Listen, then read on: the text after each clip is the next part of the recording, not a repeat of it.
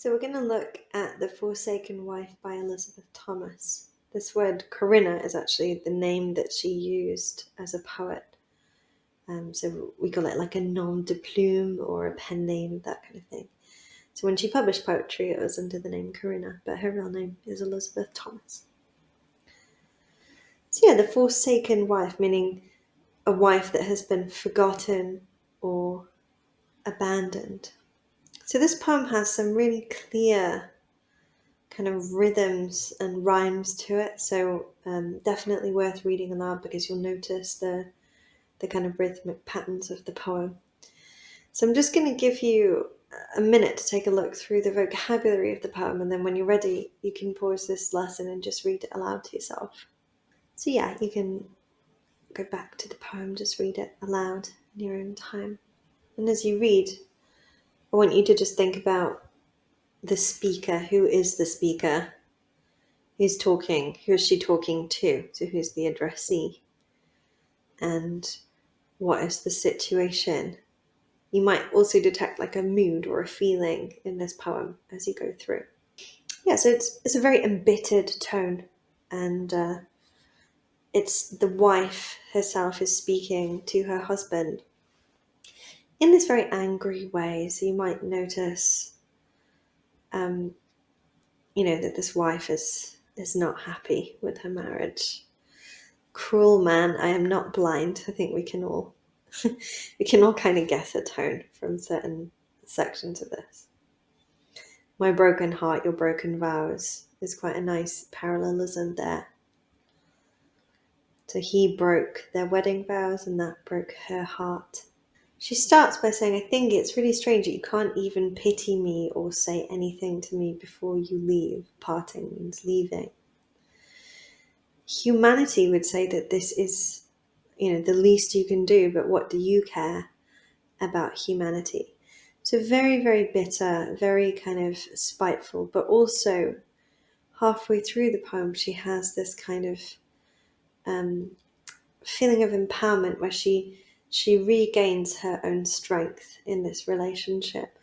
So the idea is that the man was unfaithful to her. He was he committed infidelity. I don't really know how you say that.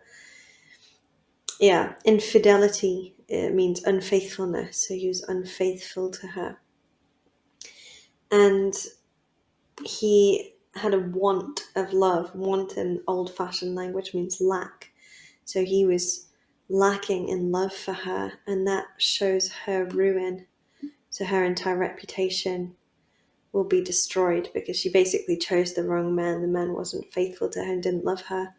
But in this time, very difficult to, justifiably divorce someone. And she says, despite all of this hatred and this nastiness from your part, I'm going to be true to you.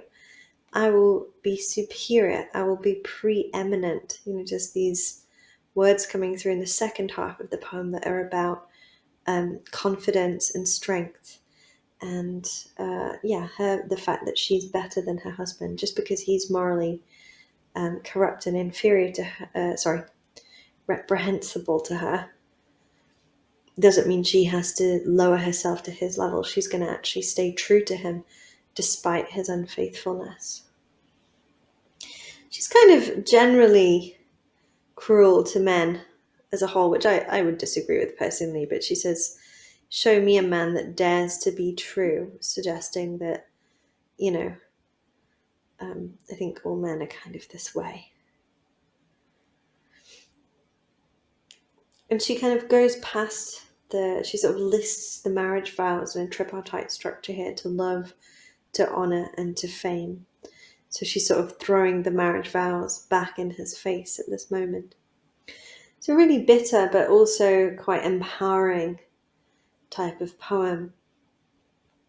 There is a full translation of it here on the right if you need to kind of go through in more detail. You can also download this document from the scribbly.com page if you need it in person to print out.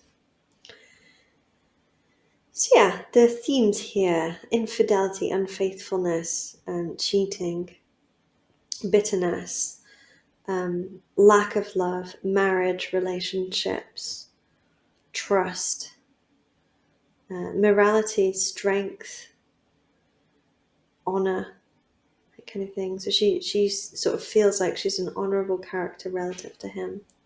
It's quite a lot of language devices, but I've just picked up on a few here so you can kind of look at them. Quite a lot of them are actually rhetorical rather than poetic, so it shows that it's actually kind of like a persuasive poem, more like a speech than like a normal poem, which would be more full of poetic language. And it's quite practical language because it's presenting a moral argument.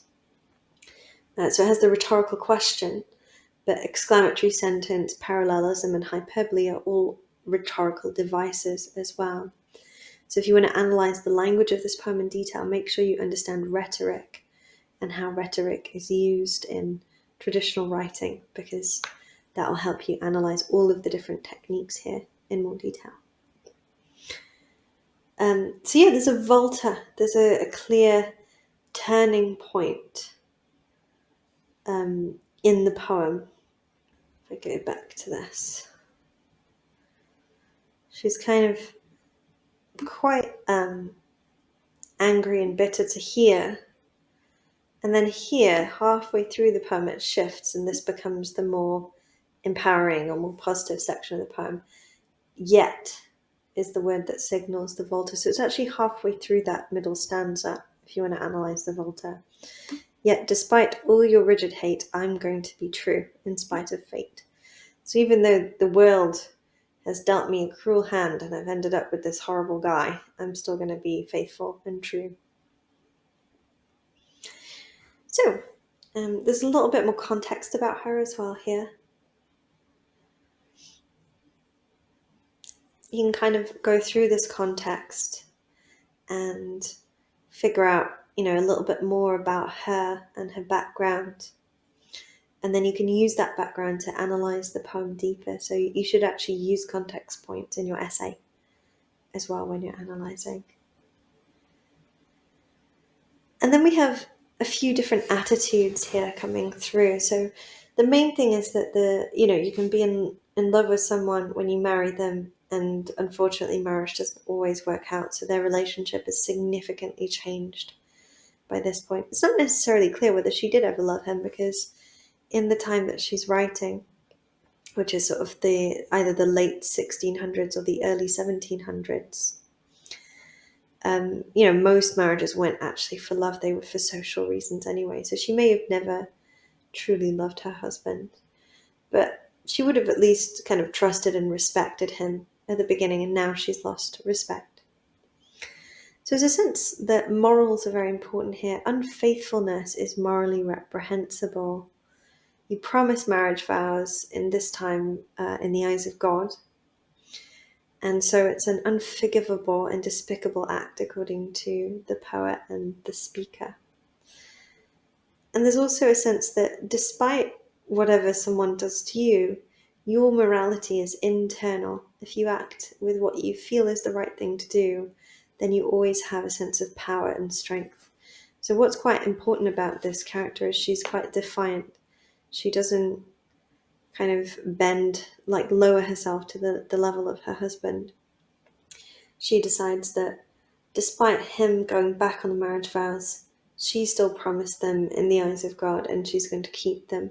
So just because he cheated on her doesn't mean that she's going to be unfaithful, because that actually preserves her strength and superiority in the relationship. It's quite a powerful poem by the end, I think, the argument that she constructs. So yeah, even though it's a very old poem, so these terms like women's rights, feminism, you want to research how they were thought of in the late 1600s, early 1700s, because it's a very different sort of context, different time for women than it is nowadays.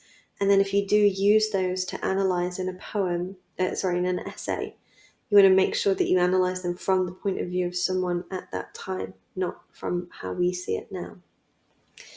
But yeah, in spite of that super empowering speech from this lady, a really nice logical moral argument that she constructs as well. So when you're ready, you can do a little bit of analysis of some of these themes and try and figure out what you think are the messages on those themes there. And then finally plan and write one of these essay questions. So yeah, thank you very much for listening. Hopefully you feel quite confident with this one. I think it's quite easy, even though it was written a long time ago. It's very clear and it's got a very kind of strong message. So you should be feeling okay with this one.